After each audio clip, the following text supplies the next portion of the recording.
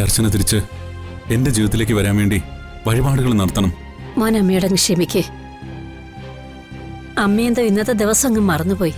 പക്ഷേ ഇപ്പൊ എനിക്ക് പഴയ പോലെ നിരാശയില്ലമ്മേ. മറ്റു തെളിവുകൾ കൂടി പരിശോധിച്ച ശേഷം മാത്രമേ അതിൽ കോടതി വിധി പ്രഖ്യാപിക്കൂ. അളിയാ, അളിയാ,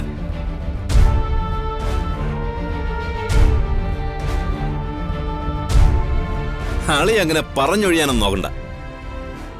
അളിയന്റെ റിപ്പോർട്ടിലാണ് എല്ലാത്തിന്റെ അടിസ്ഥാനം. അങ്ങനെ പൂർണ്ണമായിട്ടൊന്നും പറയാൻ കഴിയില്ല. കോടതിയുടെ വിവേചന അധികാരം ഉപയോഗിച്ച് എന്ത് തീരുമാനം എടുക്കാം. ഇത് ഒരു ഡിപ്ലോമാറ്റിക് എസ്കേപ്പാണ്. അളിയ, സത്യത്തിൽ ന്യായം വാദിയായ സച്ചിയുടെ ഭാഗത്തല്ലേ? ന്യായമായ പക്ഷം ജയിക്കണ്ടേ അളിയ? ഏത് കോടതിയും അങ്ങനല്ലേ പറയേണ്ടത്? നഷ്ടപ്പെട്ടത് അവന് മാത്രമല്ലേ അളിയ? സമ്പത്ത് മാത്രമല്ലല്ലോ, പലതും. അല്ല, ഞാൻ ഉദ്ദേശിച്ചത് അവന്റെ കുടുംബജീവിതം, അവന്റെ അച്ഛന്റെ മരണം, അങ്ങനെയുള്ള കാര്യങ്ങളാ. നീതി നിഷേധിക്കപ്പെട്ടത് അവനല്ലേ അളിയ? അപ്പോ അതൊക്കെ അവന് തിരിച്ചിട്ടുണ്ടേ. അളിയ, സത്യത്തിന് മേലെ എത്ര പണം കൊണ്ട് മൂടി വെച്ചാലും സ്വർണത്തടയ കൊണ്ട് അടച്ചു വെച്ചാലും ഒരിക്കൽ അത് പുറത്തു വരും.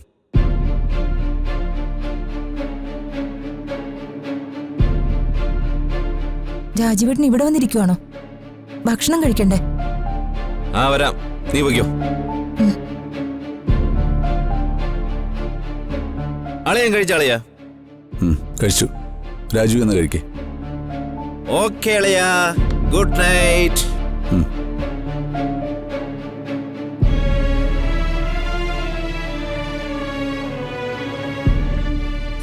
നഷ്ടപ്പെട്ടത് അവന് മാത്രമല്ലേ അളിയാ?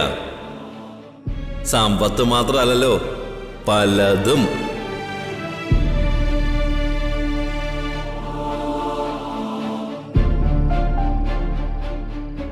രാജീവ് പറഞ്ഞതാ ശരി. സംവൃത സച്ചിയുടെ ഭാര്യയായ അർച്ചന തന്നെയാണ്. എൻ്റെയും ഗൗരിമോളുടെയും ജീവിതത്തിൽ അവളൊരു വിരുന്നുകാരി മാത്രമാണ്. തിരിച്ചു പോകാൻ വേണ്ടി മാത്രം വന്ന ഒരു വിരുന്നുകാരി.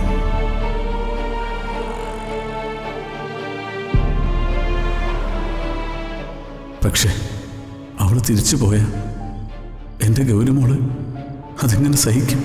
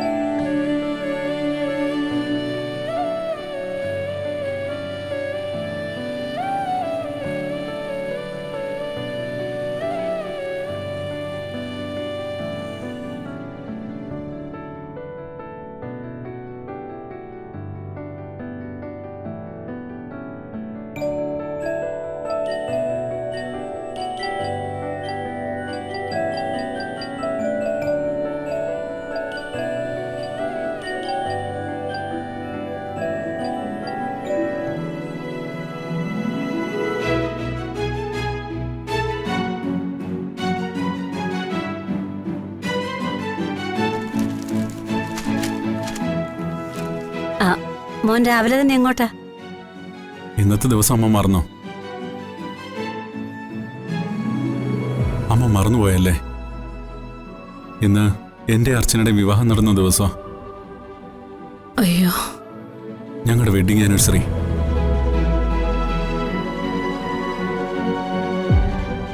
അവളിന്ന് എന്റെ കൂടെ ഇല്ല. ഇനി തിരിച്ചു വരുമെന്ന് ഉറപ്പ് പറയാനും പറ്റില്ല.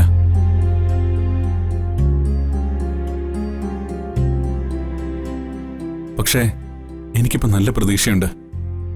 എന്നെങ്കിലും എന്റെ പ്രാർത്ഥനകൾക്ക് ഫലം ഉണ്ടാവും. നിങ്ങളൊക്കെ മറന്നാലും ഈ ദിവസം എനിക്ക് മറക്കാൻ പറ്റില്ലല്ലോ. പതിവ് പോലെ അവക്ക് വേണ്ടി ക്ഷേത്രത്തിൽ പോയി പ്രാർത്ഥിക്കണം. എന്റെ അർച്ചന തിരിച്ച് എന്റെ ജീവിതത്തിലേക്ക് വരാൻ വേണ്ടി വഴിപാടുകൾ നടത്തണം. മോൻ അമ്മയോടങ്ങ് ക്ഷമിക്കേ. അമ്മയെന്തോ ഇന്നത്തെ ദിവസം അങ്ങ് മറന്നുപോയി. പക്ഷേ ഇപ്പൊ എനിക്ക് പഴയ പോലെ നിരാശയില്ലമ്മേ. അർച്ചന തിരിച്ചു വരുമെന്ന് നല്ല പ്രതീക്ഷയുണ്ട്. അല്ല, മോൻ നേരത്തെ പറഞ്ഞിരുന്നെങ്കിൽ അമ്മയും കൂടെ വരത്തില്ലായിരുന്നോ? ഇതിപ്പോ മോൻ ഇങ്ങനെ ഇറങ്ങിയില്ലേ? ആ, മോൻ എന്തായാലും പോയിട്ട് വാ. ഞാൻ വൈകുന്നേരം പോയി അവക്ക് വേണ്ടി പ്രാർത്ഥിച്ചോളാം. അമ്മ പോയി പ്രാർത്ഥിച്ചോ. പക്ഷേ മരിച്ചുപോയവർക്ക് വേണ്ടിയുള്ള പ്രാർത്ഥന ഇനിയൊക്കെ ചെയ്യരുത്. കാരണം എന്റെ അർച്ചന മരിച്ചിട്ടില്ല. എന്റെ ഉള്ളിൽ ഇപ്പോഴും ജീവനോടെയുണ്ട്. ഞാൻ പോയിട്ട് വരാം.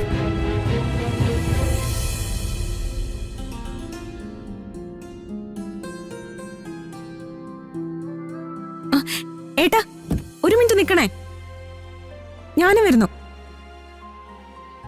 അമ്മേ, ഞാൻ പോയിട്ട് വരാവേ. അനക്കെ മോളുടെ ഡ്രസ്സ് ഞാൻ കഴുകി പിൻവശത്തെ അയലിട്ടിട്ടുണ്ട്. ഉണങ്ങുമ്പോ ഒന്ന് മടക്കി വെച്ചേക്കണേ.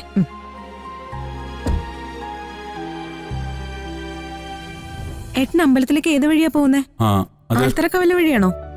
വേണമെങ്കിൽ അത് വഴി പോവാം. എന്താ കാര്യം? എന്നെ ആൽത്തറക്കവലയിൽ ഇറക്കിയാ മതി. ഞാൻ അവിടുന്ന് ബസ്സിൽ പൊക്കോളാം. ഇല്ലെങ്കിൽ ഓഫീസിൽ ചെല്ലാൻ ലേറ്റ് ആവും. കേറിക്കോ.